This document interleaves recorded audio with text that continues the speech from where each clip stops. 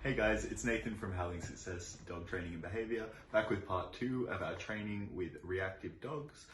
In part 1, you would have heard me explain the process of desensitization and counter conditioning and some things to look for and to avoid while training your dog.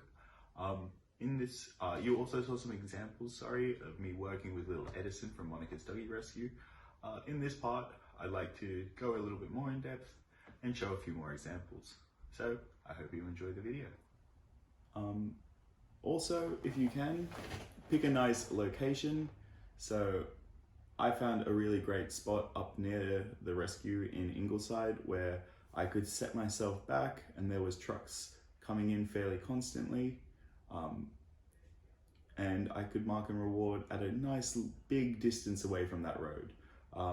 If I was too close too soon, Eddison would not have been able to progress so well because I would have been flooding him, which means I would have been basically throwing him in the deep end, and he would have been like, oh my gosh, there's so much going on, I can't display my regular behavior because I'm so scared, or he would just completely lose it. So I picked a nice location where I could just focus on the vehicle aspect of his reactivity and start getting a solid foundation into our training. The main behaviors your dog will need to know is their name. So if they do start reacting, you can call their name and they'll turn and they'll stop and you can walk away from the trigger. Their marker word and a look. So I like to have a look on cue because it can be quite calming for a stressed dog. If you see them getting a bit worked up and you say, hey, can you look at me? And they'll turn, give you that eye contact. They'll see that you're nice and calm. If you need to, then you can cue with me and walk away from the trigger, or you can just say, hey, drop, calm, and just add a few cues they already know, get them focusing back on you and not on that trigger, and reset your distance if you need to. Now, we're going to be marking and rewarding every single time that your dog looks at the trigger till it's out of sight. But again, we're not going to be stressing. We're going to be really calm the entire time. So while our dog is worked up themselves, they can't look at you and see you stressed and suddenly calm down. They need to look to you and see that you have the situation handled, that they don't need to take it on themselves, that they're just going to get rewarded for paying attention to it, and everything is going to stay nice and calm. Once you get that going well, and your first location, you're getting some wins, I would move on to a new location and I would reset at a much larger distance. Pretty much the same distance that I started with in the first location, because dogs don't generalize well. They're not going to take the knowledge you taught them at one spot and bring it to a new one straight off the bat. So we reset and we start bringing things in nice and slowly. From there, if that spot goes well, add another and another, until you start seeing the dominoes falling and the dog is clearly showing you that they're understanding the training. Take things nice and slow as you reduce your reinforcement rate.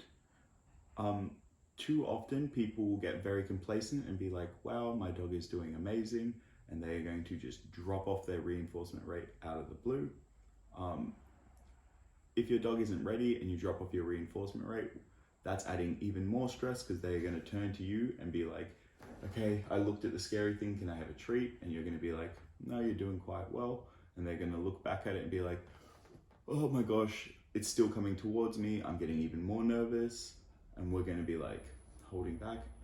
By the time that that trigger gets to a certain point, now your dog is going to completely lose it because they have the stress of having their treat withheld on top of the stress of the scary trigger coming towards them. So if you see them getting worked up, pick up your reinforcement rate. There's nothing wrong with a high reinforcement rate at the beginning of this kind of training. And again, we're going to be using those tasty treats. Beware of trigger stacking. A great way to sum up trigger stacking is the straw that breaks the camel's back. So if your dog is working with you in this setting, for me, you'll see I'm working with Eddison and there's cars and trucks coming by. If I was there all day doing this kind of training, Very quickly, Eddison could be like, A, this is exhausting and I do not look forward to going out with me. And B, there is so much happening and he's dealing with so many triggers that maybe as we're walking back to the shelter, he'd see a person and normally he wouldn't react to that person, but because he's just dealt with so much stress, he might react to that person. So at the very most, you'd want to do an hour-long session with your dog working this reactivity. But if they're looking like they're getting more and more worked up, call your session early. There's nothing wrong. We all have bad days and we all have good days. It's very important that you work with the dog that is in front of you today. You don't work with how your dog went in the last session or how they have been going. Everything is entitled to have a bad day, including your dog. If they have an off day, either reset your distance or just come back to it a different day. Don't force training. If your dog is very, very reactive and they tend to thrash around, or if you're not confident holding onto your leashes, consider getting a muzzle for your dog and muzzle training them.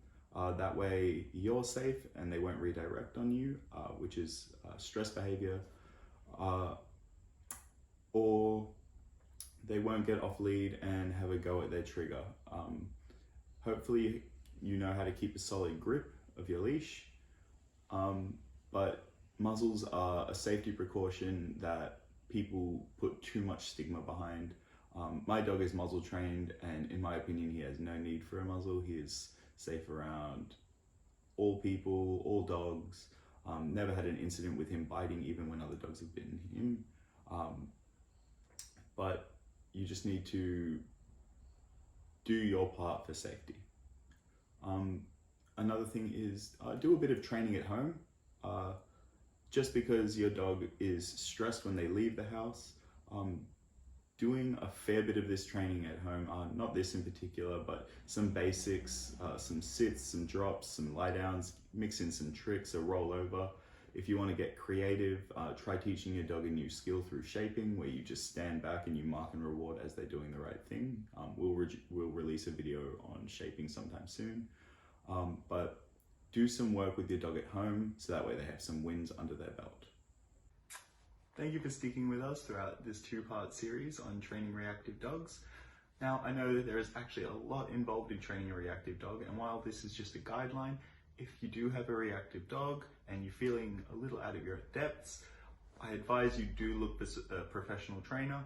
There are many websites you can seek.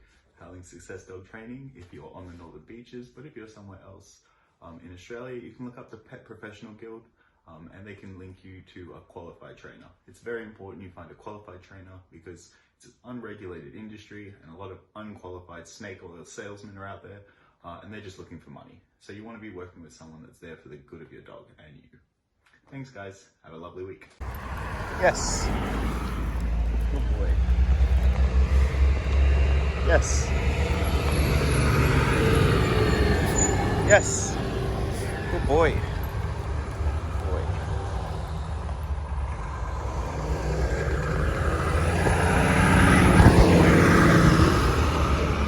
Yes.